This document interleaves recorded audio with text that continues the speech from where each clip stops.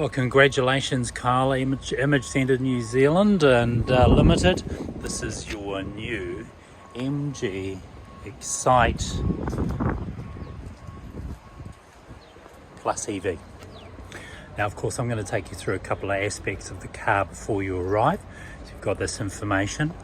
And then on arrival, you'll get to sign a few things on our behalf. Take away your car and off you go. So first things first, 7-year warranty, 7-year roadside assist. The car will come with 2 keys, as you can see here. Now, of course, that is to lock and unlock the car from the remote control by doing this. As soon as you lock it and unlock it, the mirrors fold in and the mirrors fold out when you unlock it. Now, of course, it's a proximity key, so if you have the keys on you, if I push this little button here, it will lock the doors, and again, unlocking it is pretty simple as well. So we'll show you what it's like on the inside. Driver's side door, you've got your window up and down, you've got your mirror controls, you've got your door locking. Just inside here, nice little cubby for some change, your start, stop, your wipers, and of course I'll take you through the steering wheel at the minute. But what I can see is electric seats and of course exposed stitching, ambient lighting all the way through. The styling of this car is actually really nice, and of course when you sit in it and drive it, it was very comfortable. Big area in the back of the car also, because of course if you carry some passengers, they might want to charge their devices, sit back here and have a refreshment, and of course this all facilitates that as well. The rear seats come forward by just releasing this little trigger here, and of course gives you more space in the back if you were carrying something big, and again lots of space inside the doors. Getting over to this right hand side here, right hand side is where you're going to find your plug for charging, and of course you can use a type 2 to type 2 charging cable, or the one that's provided is one for you to charge at home. So it's got a 3-pin plug on the other side. And of course this is the electric side. On the other side of the car is where the petrol goes. I can release, obviously with the remote control, I can release the boot from here, and I just have to lift it up. In this particular case it's not automatic, but it is just a lift. Right, plenty of room back here. Now you'll see this is relatively high, but there's a reason for that, because just underneath here is where you'll find all the information, or all of your bits and pieces that you need, such as inflation kit for your tyre, a triangle for illumination at night.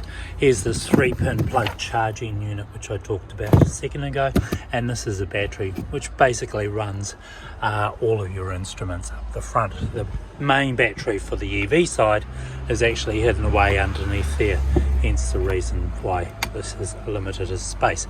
Cover over here if you need it, but other than that, just pull that hatch down and then off we go. That's all closed. There's your petrol one there, and of course you can't open it without releasing the little button which is down just underneath the dash down here. So there's a petrol one and one for the bonnet. Getting back around to the front of the car, and of course there's cameras all around it, and then of course if we go into the passenger side, similarly got plenty of space. Inside your glove box you'll find your tools for the car, which is your information and your service records, and then of course as I say, you can see everything from here. Real nice looking car all together. Alright, let's get into the ins and outs and see if we can start this car just by pushing a button like it says so. Relatively simple, like I said. Jump into the car, find your spot using the electric seats, and then of course we are now in. Right, if I push start now, all of a sudden the car is lit up and a number of things are happening. The infotainment's lit up, and then you can see the start sequence for the car. So it's like a computer. It says steady, systems ready. Once it says systems ready, ultimately it's saying that the car is ready to move. And then if after 10-15 seconds you haven't moved, the car will go into a default mode, and hold itself there, you'll need to push the start stop button again. Remember, it's like a computer, so it needs you to motivate it to do a few things as you want to move. On the right hand side, you'll see down here your battery charge, and this is where you'll see your productivity as far as when you're driving, your performance around hitting the accelerator, whether or not you're actually moving the car and pushing too much juice through it. That could be monitored as well. And on the left hand side is your petrol tank. So in total you've got 515 kilometers on a tank of gas. It's 9:32 in the morning, 12 degrees, and you're in park. Okay, so now if I wanted to change some of those things on that screen immediately, I go to here, and on my right hand side I can toggle back and forth, left or right, and pull up some information, or up and down. And in this particular case, that's just hybrid data or info. And if I go back down, I can see a picture. Now this is a graphic illustration of when the car is braking or decelerating, it will be charging the battery, and it shows you little arrows that it's doing that. You might want to use this for a little while just to see just how you drive as a driver, and then see if you're actually charging it as well. So the car will charge. It will charge on deceleration and braking. It won't charge through the engine, because of course that doesn't make it efficient. Ideally what it will do though, when it's on automatic mode, it will continue to use both the petrol, the combustion engine, and of course electric to boost the car along. So that helps it along altogether. Right, because of course the car is still sitting there waiting for me to make a move. If I put it in D, it'll go into drive. If I put it in reverse, next thing I see is my camera. And of course now the car is running. I know this because the steering wheel is not heavy. When it decides to go in default mode, that becomes very heavy very quickly, so you have to turn it off and then turn it back on. Steering wheel control up and down, not in and out, so find your location and set you up. Left hand side you will see down here is your cruise control and your distance control between two cars, the car in front, and mainly because of course that works from a distance control based on if you were driving in cruise control and you're doing 50 and you pull up behind a car that's doing 45, the car will decelerate and keep you a safe distance apart from them. Lights here also, they're set on auto currently for you, and then of course when I want to move the gears at all I do is push that unlock button and put it into the right gear that I require. Other than that, I just put it into P for park, and the whole thing goes into park mode. Right, getting back to our instrument panel, of course we've got tyre pressures. We can go right through there, and then of course you're going to really just need to take your time on it and go through it slowly. There's lots of information that this car will offer you, but I'll leave it in this mode now for you, so when you see it and drive away, you're all good to go. Right, the car still says it's ready.